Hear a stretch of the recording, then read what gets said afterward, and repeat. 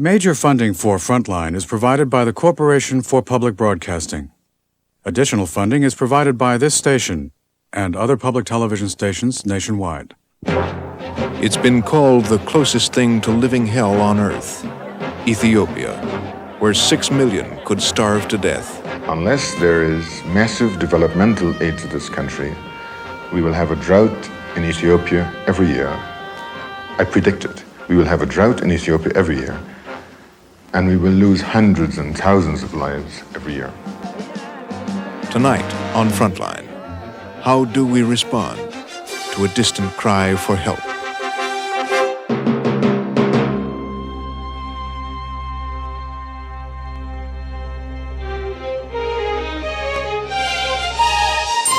From the network of public television stations, a presentation of KCTS Seattle, WNET New York, WPBT Miami, WTVS Detroit, and WGBH Boston.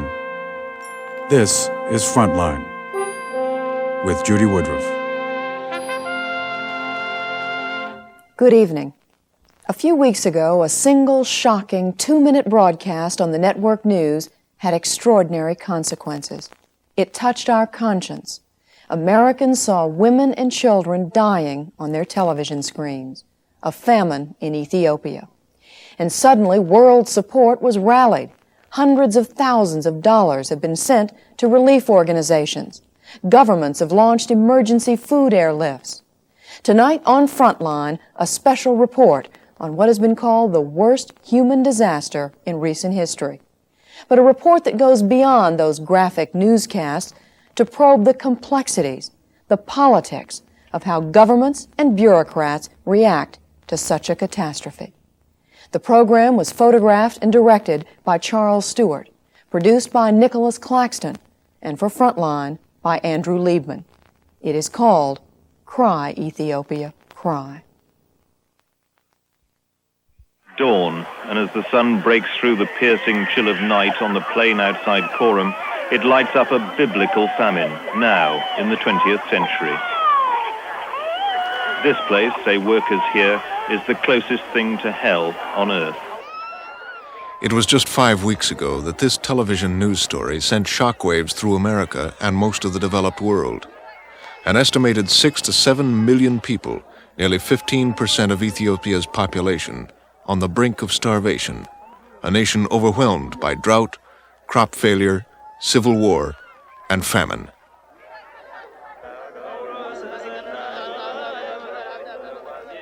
The images are of desperation.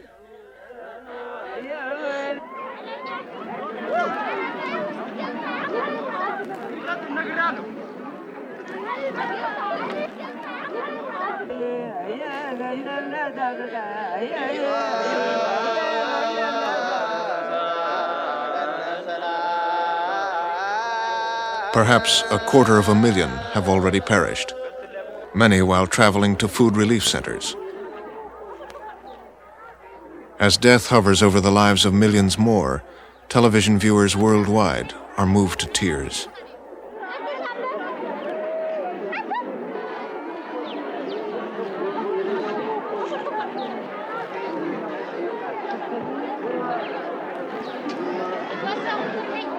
Within a few days, millions of dollars worth of food aid is on its way from America, Canada, Australia, and the countries of Europe.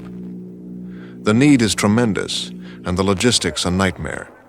Ethiopia requires more than $500 million worth of grain in the next year, and it must be distributed throughout the rugged countryside if starvation is to be conquered. Volunteers, private relief agencies, and foreign government troops arrive to help, some bringing their own planes and trucks to make up for Ethiopia's inadequate transportation system. A British plane delivers food high up in the mountains.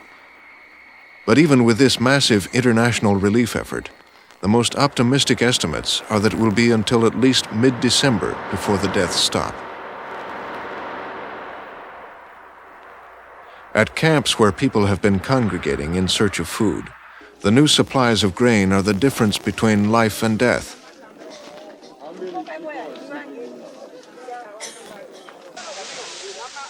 But as the relief begins, so do the questions.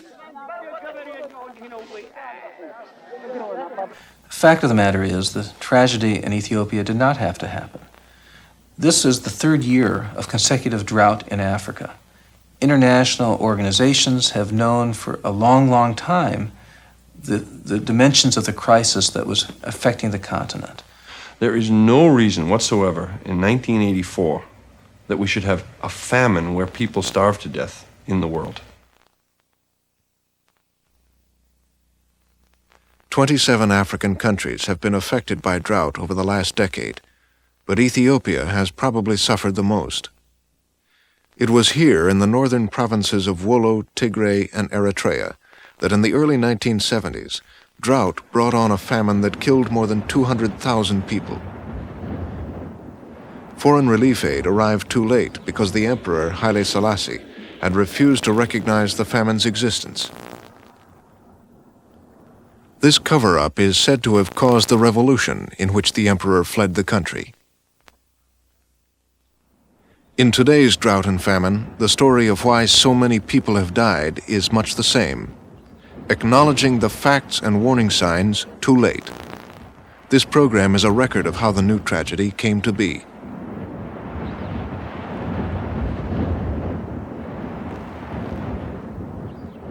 In June of this year, 5 months ago, a British television crew was making a film documenting the techniques Ethiopians have been using to stop their once fertile land from being turned into desert.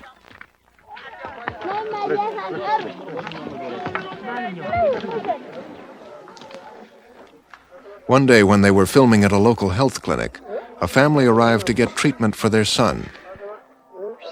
They told the filmmakers they had walked 80 miles from a town called Koram, where people were suffering from the terrible effects of drought. The crew decided to go to Koram and see the situation for themselves. As they arrive, a truck unloads grain and people scavenge for anything that spills. In Koram is a regional center set up to distribute scarce food in times of drought.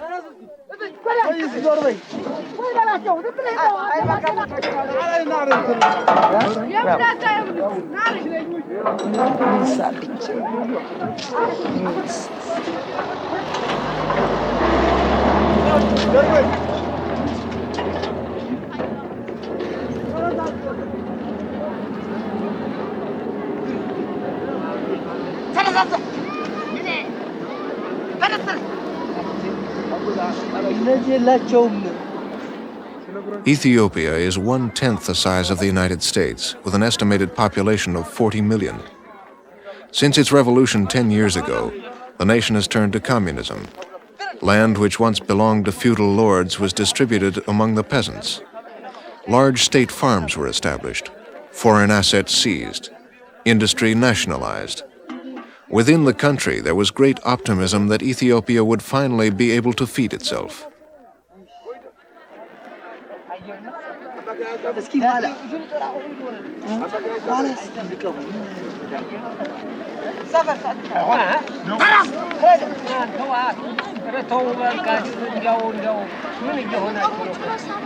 While America was once a strong supporter, now the Soviet Union stepped in, mostly supplying arms to fight the country's 23-year-old civil war against separatist factions. In June, Ethiopia was averaging only $6 per capita a year in foreign aid, the lowest of any country in the world. The boost in food production never came. Persistent drought and spending on the civil war instead of agricultural development have kept tens of thousands of Ethiopians dependent on emergency foreign food assistance. There is never enough of it.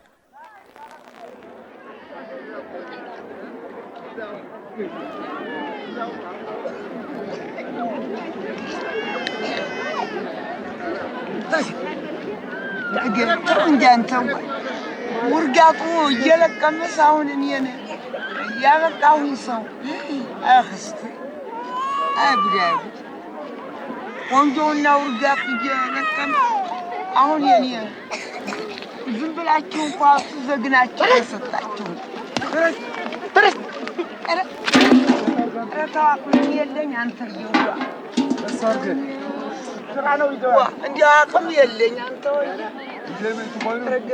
አርጎ በርግጫ ይመጣይ ስላሴ ዋ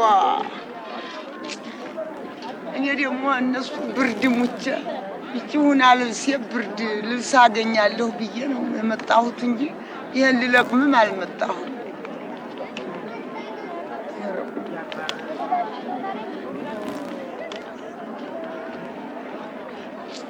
አንተ ማማት ትነግሩት ሰምቻለሁ ነገር ጊዜ ነው አይፈቶት አሁን ያውላ ቆንጆና ጎበዝ ለሞት እኔ ብለቅም በርግጫ አይጉዲ አሁን የሌለው ልቅስ ይሄን ቢለቅም ምንድነው የሚጎዳ ቆይቶ ነው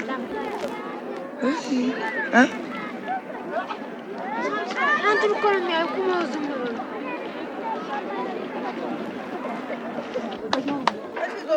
By last June, there were 20,000 people registered to receive food aid in Koram. Many had been waiting days for their turn to take home grain.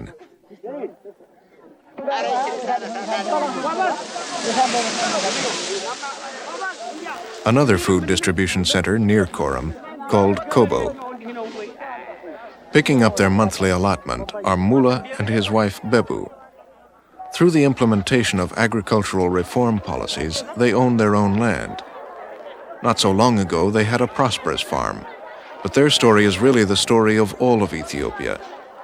After 3 successive years of drought, they have been reduced to poverty. And so, with 165,000 other farmers, they come here each month for food. Mula and Bebu will walk for 6 hours to their home.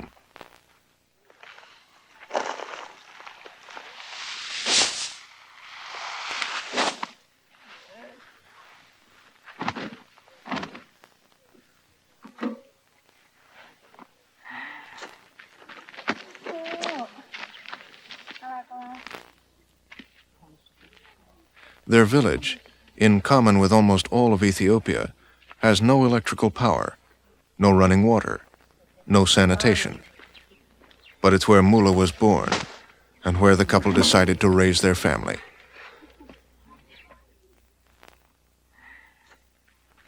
Filmmaker Charles Stewart talked to the family about the effects of the drought. Translating is a regional director at Ethiopia's Relief and Rehabilitation Commission, Sium Berhe. Can you ask him, last year, what sort of harvest he got? ወደ ሞላና ወይዘሮ አበው ባለፈው 3 አመት እዚህ አካባቢ የደረሰውን ችግር ወይም ስለ ችግሩ ያላችሁን ታሪክ ወይም ያለውን ታሪክ ልትገልጹልን ትችላላችሁ? በዝናብ እጥረት በቃ ያለንን ጎተራ እህል እየደፋን እየዘራን ዝናብ ሳይጥል እየቀረ በተባይ በመናምን እና ደግሞ በተፈጥሮ ድርቅ ደግሞ ቀረ ከፍትም የሚበላው አጣለቀ For the last 3 years we have had little rain and what we sow has not grown and for this reason we have had the biggest problem so far. Looking at the houses in the village, they appear to be one of the most wealthy families. Is that right? የኛ ምን የተሻለ ነው ይሄ የተሻለ They are saying that it seems to be a better place, better dwelling place, a better house because it was built during time when we were wealthy. Can you ask Mullah how many oxen he had before the drought started? ድርቅ ከመምጣቱ በፊት ስንት በሬዎች ነበሩ? እኔ አዎ ብዙ ናቸው። ስንት ነበሩ ቁጥራቸው? አሁን በ6 ነበሩ። Before the drought he had 6 oxen.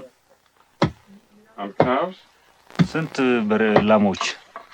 ላሞች ብዙ ናቸው። ስንት ነበሩ? ወደ 20 ይሆናሉ። He had about 20 cows. አሁንም ለቀ እንደው ወተትም መቼም ሙልት ተቆያን ጊዜ አሽሎን ግሚዘን ይሄርናንዶ 3 ጣሳ ይዘን እንመጣለን። የዛሬው ያትኝ አንድ ጣሳ 3 ሽልንግ አንድ ጣሳ 3 ሽልንግ የምትሸመተው What has he got left now? አሁን ስንት ቀሩብህ? ሁለት ናቸው ወድቀዋል። ስንት በሬ ናቸው ለሞት? Now he has two cows and no oxen. The animals are dying. They are dying every day because of the drought, and this dried meat is the result of that. It's the remains of the cows. She's going inside to bring the amount of dried meat she has.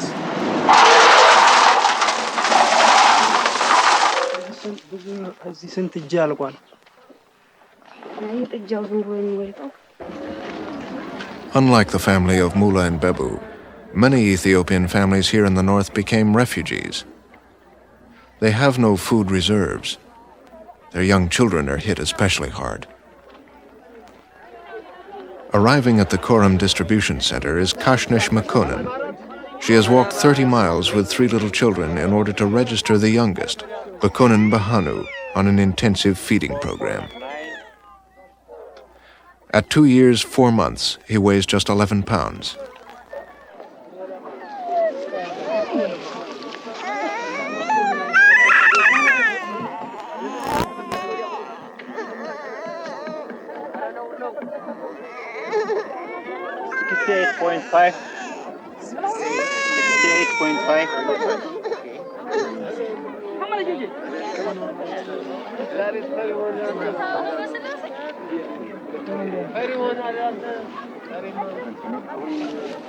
The large growth on his mother's neck is a goiter caused by an iodine deficiency.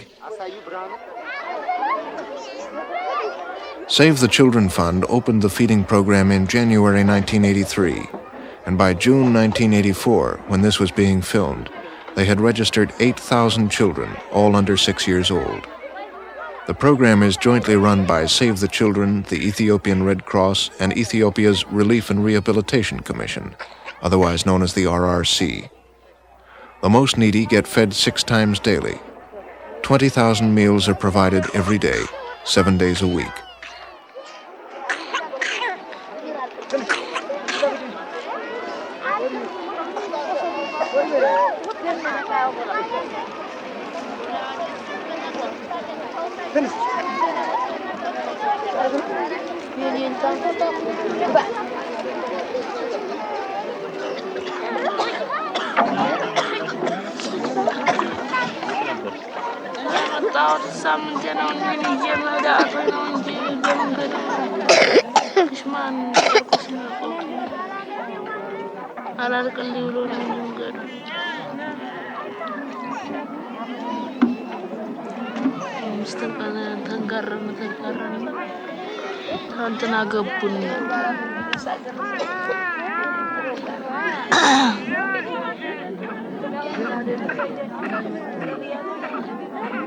Zayan, what was the mother saying? Said she has registered yesterday.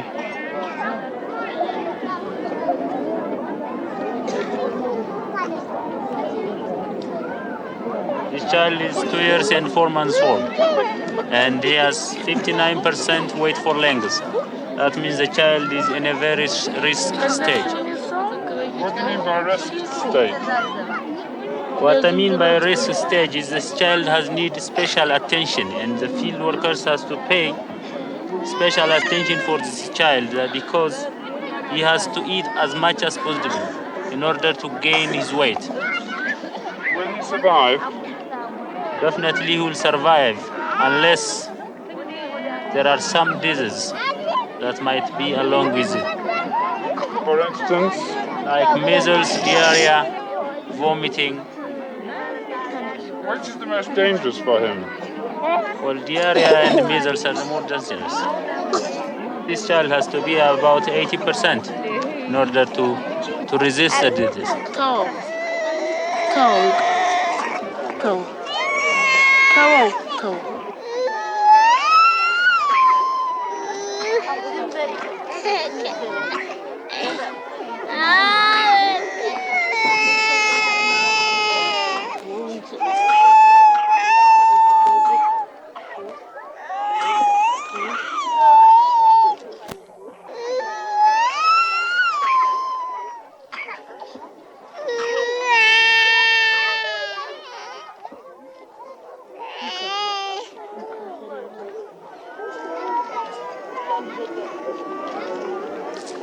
أنا من عبوتي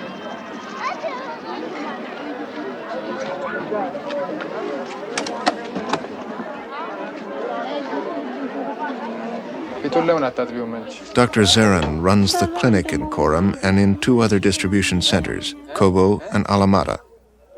He's the only doctor for a total of 365,000 people.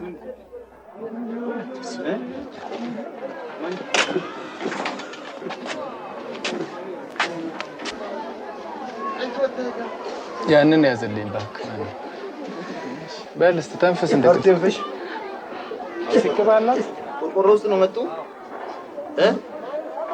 ሰሙ ቆርቆሮ ምንድነው የሚያሞት A lot of children especially are dying, aren't they? Well, there are patients, especially the old and the children, those who are below 5 and above the age of 60, there is slightly high mortality. This is attributed mainly to the starvation. They came from a long distance to get their grain distribution here. There is no enough shelters. They are chronically debilitated due to long-standing starvation. And more than that, as you have seen, the personal hygiene and the environmental sanitation is so poor. This is the shelter for children on the intensive feeding program. Those who become ill stand a high chance of dying. Back in June, Save the Children was putting most of its efforts into food rather than medicine. For those children who got sick, there was no one to give them the careful medical attention they needed. So they just hoped they wouldn't get infections or diarrhea.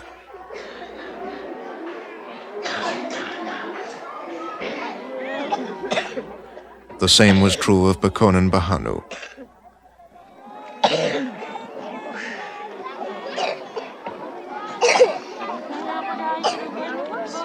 You asked the mother how he got so poorly, so thin. እንዴት ነው ልጁ ምን ሆኖ ነው እንደዚህ የከሳው? ምን አውቄ ሲወለድ ያማ 2 አመት ነው ወዲያ አልቆየ ታዲያ ማን ምን አውቀዋለሁ አመንም ነው ያስቀዝነው አይለው ዝም ብሎ ማልቀስ አዳባይ ስገባ ማልቀስ ምግብ እጥረት ነበረው አዎ ምግብ የለም ነበር ቤታችሁ ኧረ ለማምና ነው ያጠጠን ነው ዝም ብለን በችጋር ነው ንዳዳም ቀን ሆነብን ብዛም የጣመውን ማላገኝ ሊበላ Well, the child born well, but since last year there was nothing in their home, so they couldn't feed him well. So it's starvation that makes him to this level. How many children does she have?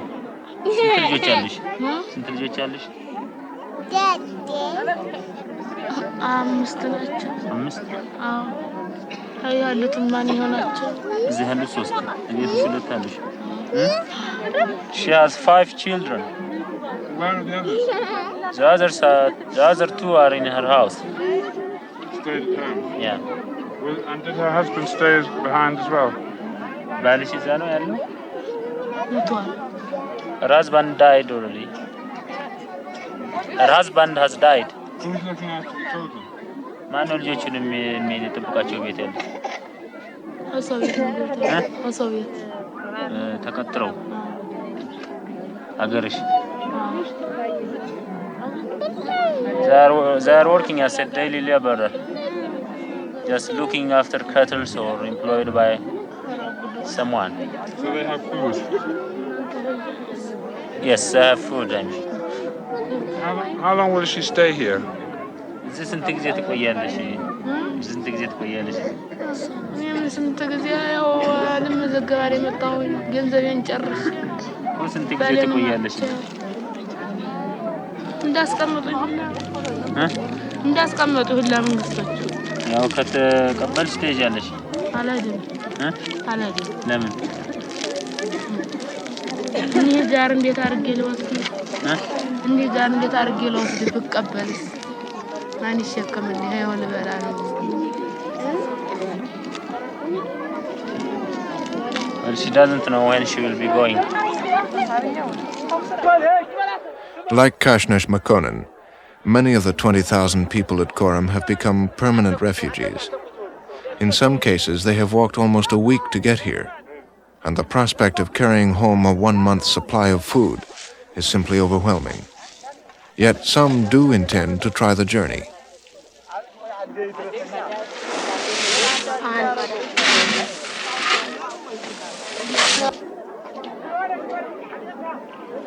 What has this man got? What has he got from the distribution? He got 50 kilo of grain from RRC, blankets, and 10 kilo of wheat flour from Red Cross, and 1 kilo of butter oil from RRC. Does he have a donkey to carry the food back? No. He's carrying... How would he carry it?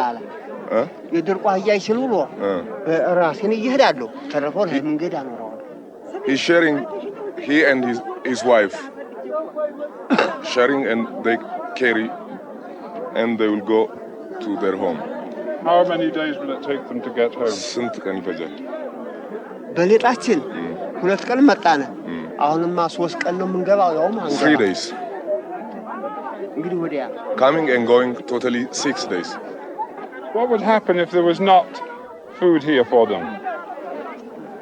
እዚህ አካባቢ ካላገኛችሁ ያው ምንም ነገር የምታገኙት ነገር የለም አይደል? Nothing. They will die, you know? Because if there is no distribution here, we leave the place and we'll go to the other place to get food, he said that.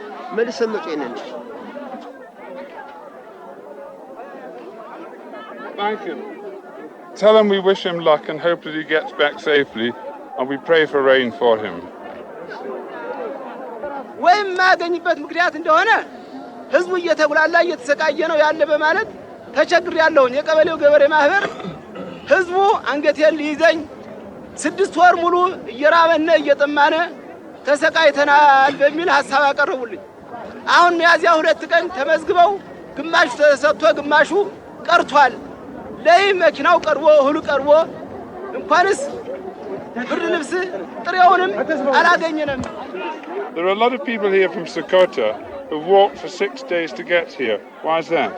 Well, as you see, there are many people here. We can see around about 20,000 people.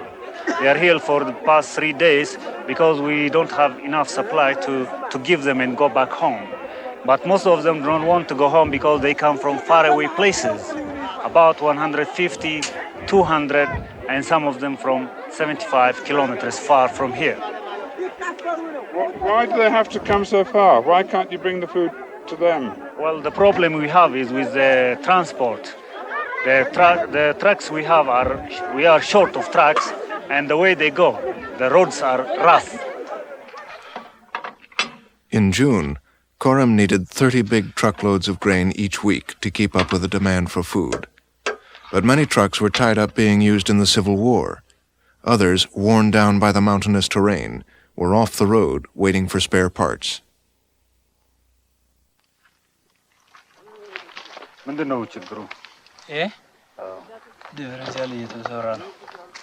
He has a problem of differentials. He is with differentials. How long's the truck been stuck? ስንት ቀኑ ነው እዚህ ይሄ ነገር? 10 ቀኑ። For 10 days. Is that how long it took to get the parts out? እቃው ከውስጡ ለማውጣት ምን ያህል ጊዜ ፈጀብን ነው? እሱ እንኳን ቀላል ነው። የ1 ሰዓት የ5 ደቂቃም አይሆንም ለማውጣቱ። ለመቅጠምም እንዲህ ነው። ለማምጣት። Well, that's the problem of 10 minutes. Or 1 hour, from 10 minutes to 1 hour to even to repair it. The problem is spare parts. The Ethiopian government came under criticism for not committing more of its trucks and spare parts to the food relief effort. With the Civil War escalating, food distribution was concentrated at just a few relief centers, and more people were becoming refugees. By the end of June, more than a third of the 20,000 people who come to Korum for their food supply now live there as refugees. These are the lucky Ethiopians. Still hidden in the hills are over 5 million people at risk of starvation. Each day, their death rate climbs. Death is also a reality at Korum. Children and adults succumb to infection. Infants are dehydrated from diarrhea.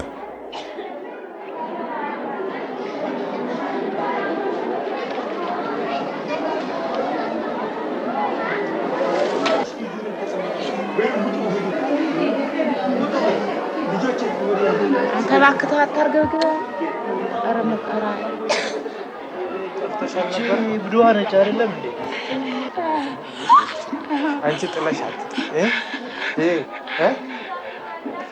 አንቺ የብድዋ ነች አይደለም? ታዲያ ትክክል ልጁን ጥሎ መጥፋት እቺ ራሷን ያጣች ነች። አገኘም ምናልባት ትላንትና እየተፈለገ ነበር አልተገኘም። Dr. Durham, yes, sir. Can you tell me about that boy that's just been admitted? Well, he's very sick looking and febrile. His tongue is very dry. In the chest finding or there are left side crepitation which shows that he has left lobar pneumonia.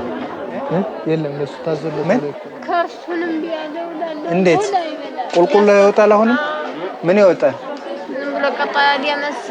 ደምስ ትላንትና ደም አላሉን? እሱንማ ትናንትናማ ደም ሲያረግ ቆየ። ትናንትና በስቲያማ አሁን ግን ቅጠል የመሰለና መቅመቆ የመሰለ ነው። How old is that boy? He's 7 years old. And he's suffering from diarrhea? Yeah, diarrhea and vomiting. And he's very weak and thin?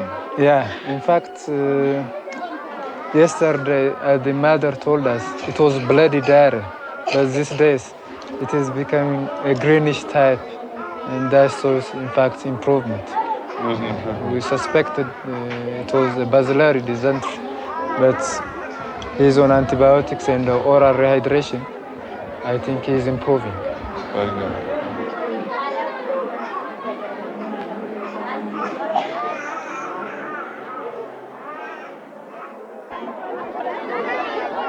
Six days after being registered on the intensive feeding program, little Bekonen gets diarrhea.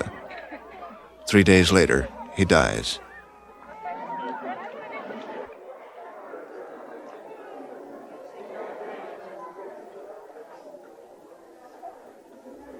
This boy died 1.5 hours after being filmed.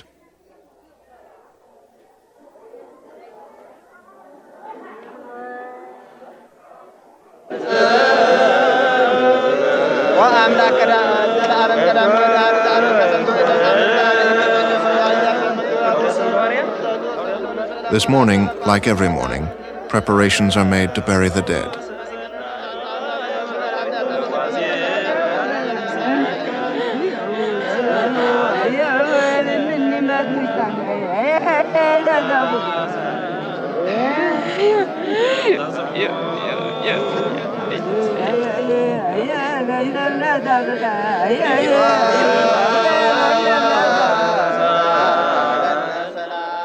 Today it's 35 people, 12 adults, 23 children. Yesterday it was 19. The day before, 16. The day before that, 29. The day before that, 41. By the time the world finally paid attention to the famine, in October, 100 people were dying here at Korum each day.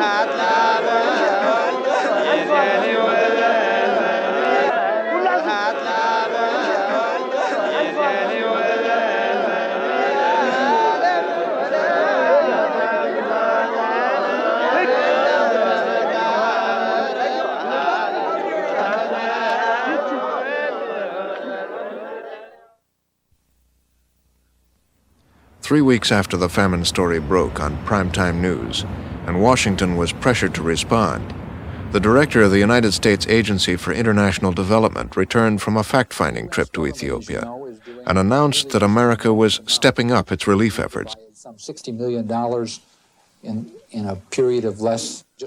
Later, Frontline asked him why the famine had gone unnoticed in the outside world for so long. My conversations in Ethiopia last week would suggest that there was a broad disagreement or lack of clear view as to the dimensions of the problem, that the degree of what's come out of this has sort of shocked everybody.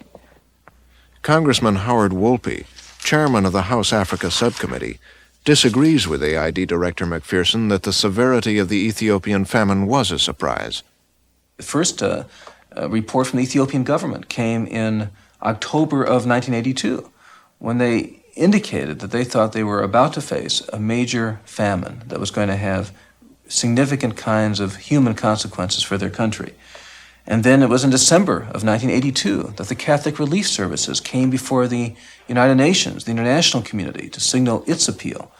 And then in April of 1983, the United Nations Disaster and Relief Organization made its formal official finding of the dimensions of the Ethiopian tragedy. And yet, it was not until many months later that you began to have any kind of significant response from the international community. I traveled to Ethiopia with a number of my colleagues in the Congress in August of 1983, that's 15 months ago. People were emaciated. You had these little tiny children that had hardly any flesh on their body, just flesh, just skeletons. Wollo and the 7 other congressmen in his delegation immediately cabled McPherson and warned that thousands of Ethiopians faced starvation. The cable went on to recommend significant increases in U.S. food and transportation aid. At every point, it has been like pulling teeth to get the kind of response that would be commensurate with the dimension of the need. There were all sorts of reasons advanced for the slowness of response. The first reason was that we simply didn't know enough, or that the estimates of the food need had been exaggerated, and that our embassies in the field were trying to figure out more precisely what was really needed. Then we were told that there was a concern about the diversion of food aid by the Ethiopian government to help the military. With relief food in such short supply, the allegation that this food was being sent to Ethiopian troops fighting against rebels in the north rather than to starving peasants had a chilling effect on the flow of international aid. The charges were ultimately found to be groundless in an investigation by the European Economic Community. This was just the first of many charges against Ethiopia. A September 1984 celebration to commemorate the 10th anniversary of Ethiopia's revolution is often cited as an example of how Ethiopia ignored the plight of its own starving people.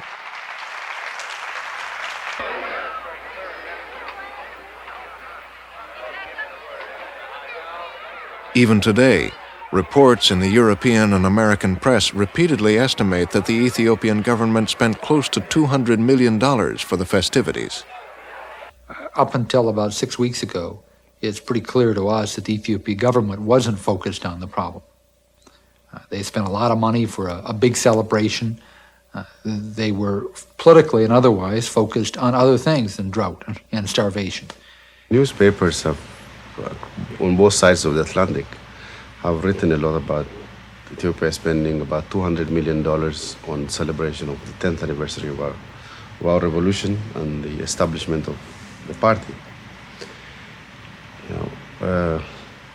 It's not only outrageous, but I think it's malicious. In terms of cash, it did not cost more than $2 million. And even that has come as assistance from other governments, other parties who are sympathetic to the Ethiopian revolution and to the formation of the Ethiopian party.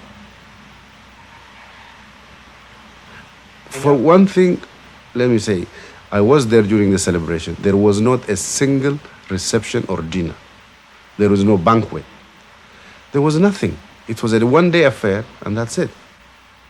Yet another charge made against the Ethiopian government is that it covered up the famine until after its September 84 celebration. In fact, Ethiopia had appealed to the world for help in a speech before the United Nations in May of this year. The severe drought of unprecedented magnitude has hit the whole of Ethiopia. Unless the situation is salvaged, and salvaged immediately through a generous and concerted action by the international community, the widespread fears and dire warnings that the death toll may rise to truly catastrophic proportions may very well come to pass. U.S. policy has been to provide no relief aid directly to the Ethiopian government, but instead to channel it through private relief organizations. Nevertheless, the United States has been the single largest contributor of food aid to Ethiopia.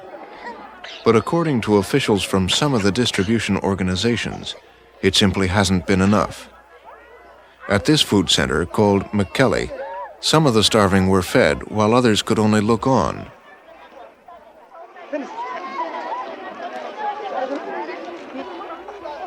The center is operated by Catholic Relief Services. That organization's Africa Region Director visited here in April of this year. We didn't have enough food to give to everybody. So what we did is we took the children and their mothers, and as many of those as we had food for, we let them in April.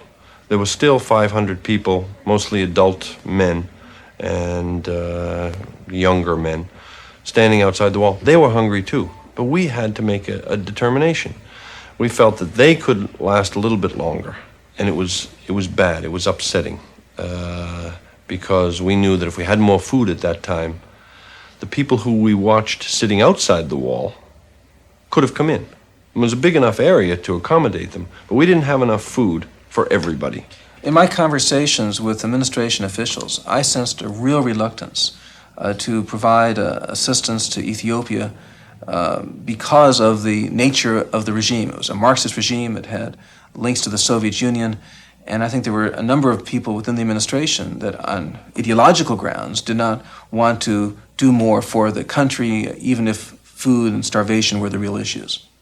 I don't think that starving people should have to pay for the nature of their regimes that they are forced to live under. And it has been American traditional policy not to look at politics when it comes to matters of starvation. Politics really hasn't been a factor as to whether or not we were prepared to feed hungry children directly.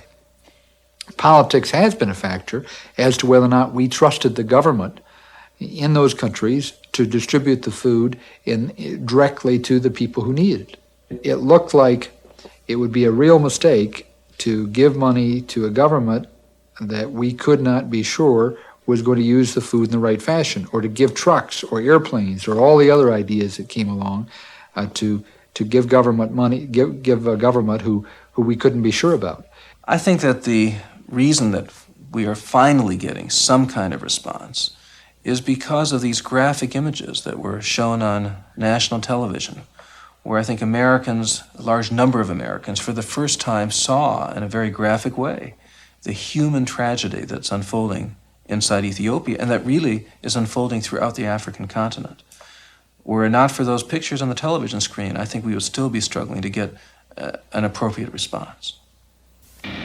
Now, as a result of those pictures on television, food aid is flowing swiftly. The U.S. and other nations are giving food to Ethiopia directly, in addition to funneling it through private agencies. 10 days ago, AID Director McPherson announced a $37 million increase in U.S. food aid. At Korem, the death rate has declined from 100 a day to 40. The Civil War seems to be intensifying, but at least most of the starving people are now getting food. But the drought continues, and the emergency relief alone cannot solve Ethiopia's long-term food problem. We spoke with the UN representative in Ethiopia, Dr. Kenneth King. We do not have sufficient money to ensure that this erratic rainfall, which seems to be the norm rather than to be unusual, that this erratic rainfall is supplemented by irrigation. And we in the United Nations system, over the last 5-6 years, have been helping the Ethiopian government to conduct feasibility studies on both large-scale and small-scale irrigation. But we have not got a cent for irrigation as a result of these feasibility studies up to now. So that we have a country that depends on rain-fed agriculture. The rain is erratic. We have a country that has, in general, low soil fertility in the areas which are now being farmed, and we have a country that has denuded its highlands, so much of its forests, that the water retentive capacity of the soil has been reduced. What I'm really trying to say is that unless there is massive developmental aid to this country, we will have a drought in Ethiopia every year. I predict it. We will have a drought in Ethiopia every year, and we will lose hundreds and thousands of lives every year. It is said that Ethiopia could feed more than 300 million people if only its water and land resources were used to the fullest. But to achieve any real progress, the country needs foreign development aid to pay for irrigation systems like this large well Canada is installing in the center of the country, or even to pay for a small pump like this one, which makes life a little more bearable in a remote village. Ethiopia needs to replant trees that have been cut down from mountainsides over the centuries. And with so many farm animals lost to the drought, hundreds of thousands of oxen need to be replaced. But while the United States has been generous now in its emergency relief, it denies Ethiopia long-term development aid. Ethiopia is a communist country. I think they have to do a whole lot themselves first. For example, it's clear that their collectivized farms are by and large failures. This is one of the exports that the Soviets have provided. We can't really help those collectivized farms. The best thing they can do is decide they're going to let individual farmers have their own land. It's also clear that they need to pay their farmers, allow their farmers to be paid more for what they produce. In short, stop discriminating against the poorest people in their country, which is what their price structure has historically done. Numbers of steps like that I think are important for them to do. And it seems to us that in terms of long-term development, we'd suggest the Soviets take a careful look and do what they should do. As to the rest of Africa, where we have historical good relations, like Kenya, like Somalia, like much of the Sudan, we're putting, as I say, $1 billion into Africa. The Soviets are putting almost no development aid any place, let alone in Africa.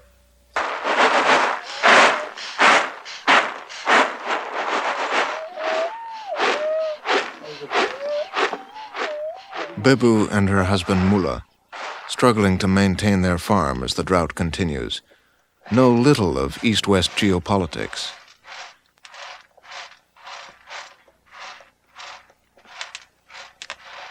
For them, the question is whether next year their land will once again produce a harvest.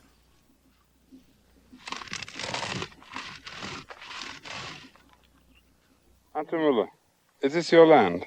Yes, it belongs to him. And is it good land? አንተ በራስህ አስተሳሰብ ይሄ ጥሩ የሚያመርት መሬት ነው? በደህና ጊዜ? አዎ። Yes, it is good land because in good times I harvest sufficient grain from here. Can you ask Ante Mullah what he's going to do this year? አሁን ለምሳሌ በዚህ አመት ምንድን ነው ለማድረግ የምታስበው? እርዳታውን እየተቀበልክ ነው? ምንም እናደርጋለን። ምንም እናደርገው የለንም። ዝናብ ቢመጣ ምንም የምታደርጉት ነገር የለም? በምናችን እናደርገዋለን። እና ክረምት ከጣለልን ግን ወፈርንም ምናለም እንረጫለን እንጂ ከዚህ ይመጣል ዘር መንግስት ቢሰጠና ነው እንጂ ምንዘረው። Well, he doesn't know what to do. He has no plan of doing anything. If rain comes, he just clasps his hands and doing nothing. And I told him that if rain comes, what do you do? Well, I'm expecting the government to do something about it. While of his own, he has nothing to do. He has no idea of what to do. So he's saying that he has no seed grain. ምንም የዘር ለዘር የሚሆን እህል አሁን የለህም ቤት? እሱም የለም። ቦታውን ቤቱን ላሳያችሁ ይችላል። ምንም የለም። ትላንት ያመጣ ነው በቃለ በቀር ሌላ የለም። I have nothing. I can show you my house. You can see it for yourself. Only what I brought yesterday is with me now. And not it at all. So they've eaten the seed grain. ምን ዘር ለዘር ብለህ ያስቀመጥከው ነገር ምን አደረከው? በላ ነው። ለምን ትበላዋለህ? እሱ ምን እንብላ? ልጆቹ አልያልቁ ሆነ ችግር ሁላችንም ታያላችሁ አቋማችን። Well, he had stored some seed, but because of the drought, because of having nothing to eat, they ate it. The children were near to die. So what to do? Just to give them seed and spend some time in life. For one small bag of seed grain, which can only sustain life for a few days, you're going to put in jeopardy the whole of your life for the future. Well, an answer for this is, it's better to stay today and tomorrow than to die earlier. So you're right. In theory, it's correct. When you have some grain, you have to keep it. You have to store it for next year so that you may sow it and survive. But you know, these people have no alternative. They have no alternative at all. They have the seed with them. They have children who are close to death, desperate, starving. So the only thing that they can do is to give them the seed. The next question comes, what will happen next year? And these people must have food, must have seed.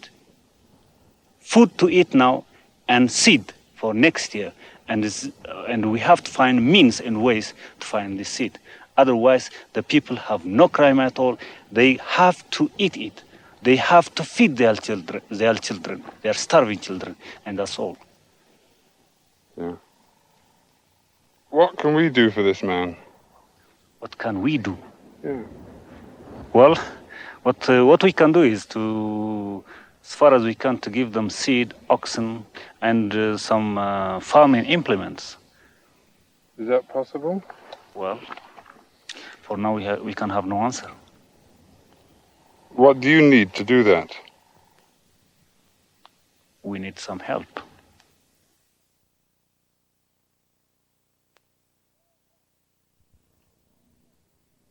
The World Bank recently reported 24 African countries not only did not have enough food production per person in 1984, but their food production is now in long-term decline. Whether these countries face drought in the next few years won't matter. Even with good harvests, the prediction now is that in 1988, no more food will be grown per person than in this year's famine. Frontline will be back in 2 weeks with a report on how the United States and the Soviet Union have faced off on the borders of Afghanistan. It's been going on for 5 years. They call it the unseen war. Two superpowers behind two countries in the Persian Gulf, Pakistan and Afghanistan. The Gulf and access to the Gulf is the critical American interest in this part of the world. It's here that the power and the ambition of the United States and the power and the ambition of the Soviet Union come together. A report from the battlefront, revealing the global politics of one of the most crucial hotspots in the world. The Americans would like to keep the Soviets on the mat, keep the pot boiling, make it sort of a Soviet Vietnam. Now it has the advantage that it must be a considerable embarrassment to the Soviet Union. The bear has indigestion in Afghanistan. I mean, a superpower 4.5 years and further from control of the country than they were when they started. The program is called Red Star over Khyber. That's 2 weeks from now on Frontline. I'm Judy Woodruff. Good night.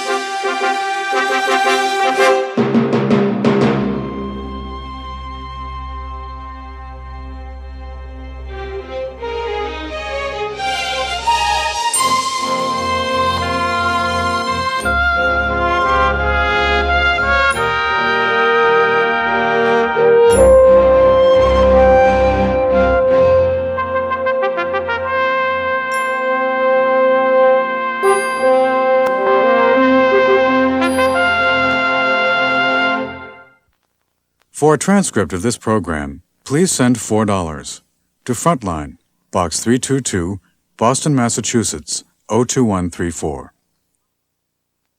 Frontline is produced for the Documentary Consortium by WGBH Boston, which is solely responsible for its content.